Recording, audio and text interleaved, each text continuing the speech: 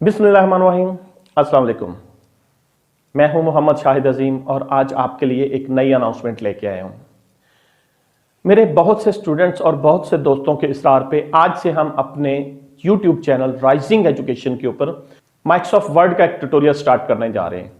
इस ट्यूटोरियल में हम ये देखेंगे कि एमएस वर्ड होता क्या है, इसके अंदर हम कैसे डॉक्यूमेंटेशन कर सकते हैं, और थोड़ा सा हम साथ ये टच लेते जाएंगे कि अगर कहीं जॉब टेस्ट हो, आप किसी पोस्ट के लिए अप्लाई कर रहे हैं, आप किसी जॉब के लिए अप्लाई कर रहे हैं, तो वहां किस तरह के क्वेश्चंस जो हैं वो आपसे पूछे जा सकते हैं। तो इस सफर में स्टेप बाय स्टेप मैं आपको सब कुछ सिखाऊंगा, सब कुछ बताऊंगा। लेकिन आपसे भी एक रिक्वेस्ट है कि एक तो हमारा चैनल सब्सक्राइब कीजिए, बेल का आइकॉन लाजमी प्रेस कीजिएगा ताकि हमारी आने वाली वीडियोस की खबर आपको सबसे पहले मिल सके।